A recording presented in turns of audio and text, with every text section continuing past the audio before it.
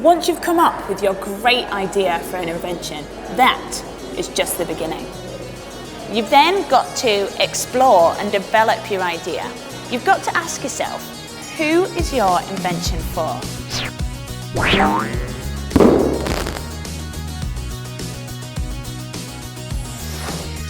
You might have some idea about, right, I think this could work as a solution, but the sooner you can make something and try it and maybe show other people and get their input, the better. It's about, how can I improve it? What's the next step? And I just want to explore it and take it as far as possible. If you want to know if something's going to work, the best way you have of doing that is to actually build a model of it, to test your ideas and see if in reality they actually do what you think they're going to do. It doesn't have to be super advanced engineering or mechanics or building processes or anything.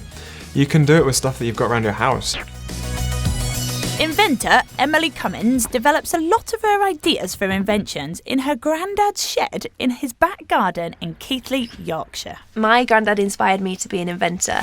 What I used to do with my granddad was spend hours with him in this shed, and I used to watch as he'd take these scraps of materials and he'd turn them into toys for me and my cousins, and I think I was just fascinated by making things and being creative, and my granddad really made me believe that I could also invent things.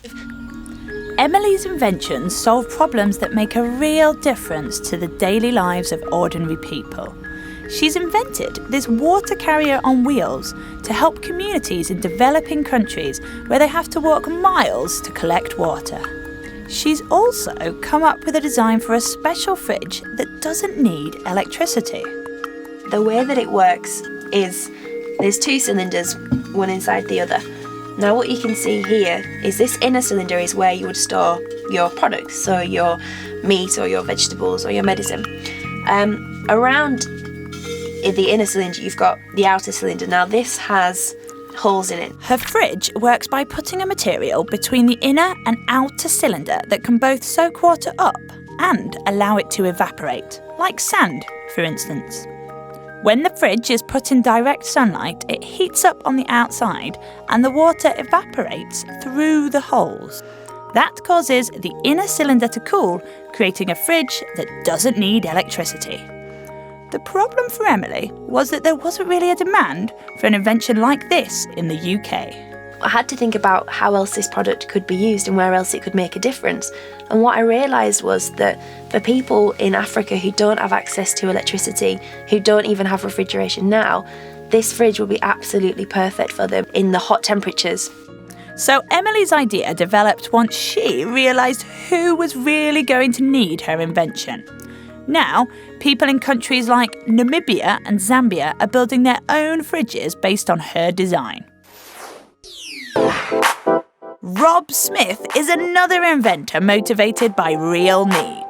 He's developed an invention that helps him overcome a serious disability. It looks like a mitt made out of pieces of Velcro. So Rob, how did you get the idea for your gripping aid?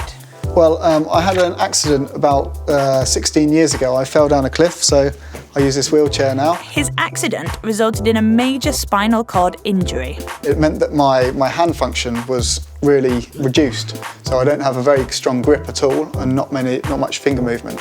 So I needed to invent something to help me hold the things that I wanted to hold to overcome that problem. So I started to design some prototypes and have a think about it. And shall I show you the first one? Yeah, let's have a look. I'm going to use my teeth a bit to put it on because my fingers don't work very well. And then I thought, well, I can use pieces of Velcro on my fingers to kind of pull my fingers into shape.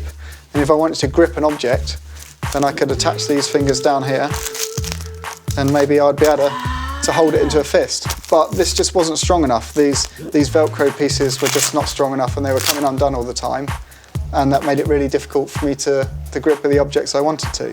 So that was your first prototype, and I suppose you learned some things from that. This is the version that we now produce. This has gone through another few levels of development to get to this stage. Yeah. We've got these rings as well, so that I don't have to use my teeth so much to do it. I can pull things tight with the ring. So you would put the thing in your hand here. Yeah. Do that up tight, and then I've got a really good firm grip on whatever I'm going to hold. That's genius. Rob's gripping aid means that he can do things that most of us take for granted. like holding a saw to cut through a piece of wood, or being able to grip a joystick so he can play and beat me at computer games. Yes! Game to me. As we've seen, it's really important to develop your idea by making prototypes and by working out just who your invention is really for.